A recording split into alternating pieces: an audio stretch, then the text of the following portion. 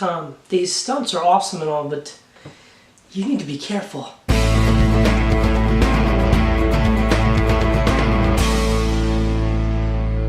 Mission Impossible Fallout is the 6th entry in the Mission Impossible franchise and stars Tom Cruise along with the usual gang from the previous 3 movies especially, and this time we have Ethan Hunt and his team going after plutonium because there is a bomb that is going to go off pretty soon if they don't get to it in time, and that's all I'm going to really say about this movie because there are a lot of twists and turns that the story takes, and I thought this movie was amazing.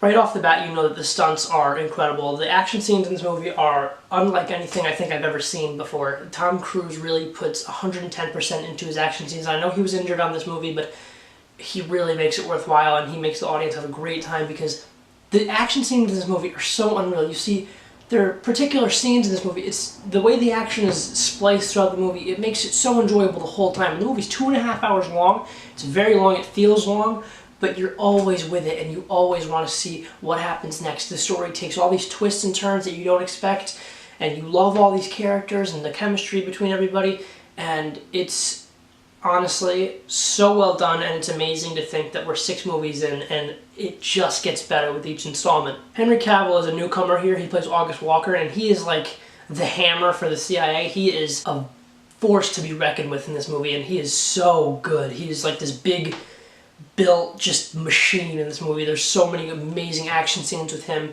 and I was very invested in him, and his performance is very good, and I thought he really rivaled Tom Cruise in this movie very well, and it was really good. Simon Pegg is also a lot of fun, as well as Rebecca Ferguson. Ving Rhames has a bigger role than he's had in the previous movies, and I thought he did a great job here. I'm disappointed we didn't get Jeremy Renner back for this sequel, but I really liked Alec Baldwin and Angela Bassett in this movie. I don't want to give too much away with those two, but I feel like they were good, but they didn't really have enough to do, and I kind of wish that they were in the movie a bit more. I wish they had some more exciting scenes, really. Also, Solomon Lane returns, who was the villain in the last one, and I think we should really stop using him now because I feel like the story's kind of done with him, and I feel like we don't really need to see him again. But he was great in this movie, and there were a lot of... He is a very important part of the plot, and I thought he did a great job as well. Sean Harris, I believe his name is.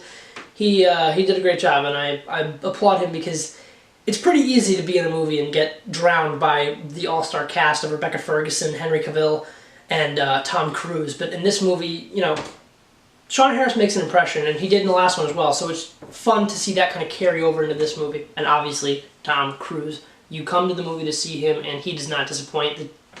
As I mentioned before, the set pieces in this movie are incredible. There's some really good comedy once in a while. I thought that really worked well.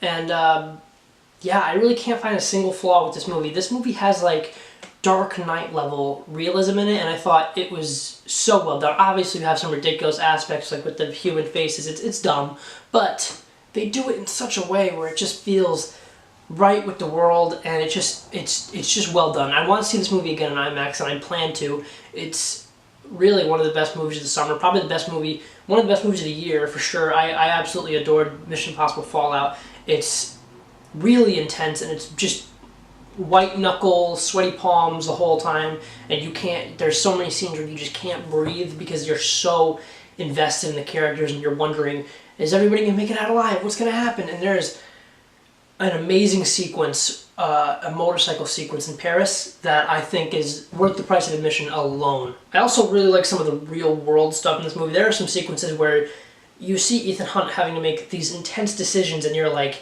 damn, what would I do in that situation? He's playing a part and you don't really know how far he's going to go with it, and there's a certain like dream sequence in this movie that I don't want to give away, but I thought it was real and my jaw was dropped. I thought like, damn, Ethan Hunt is insane. So I highly recommend Mission Impossible Fallout. If you've seen any of the other movies, you're going to love this one. Even if you haven't, give this one a shot. It's really good. You're going to be lost a little bit if you haven't seen the other ones, but I honestly think that this is one of the best sequels I've seen in a very long time.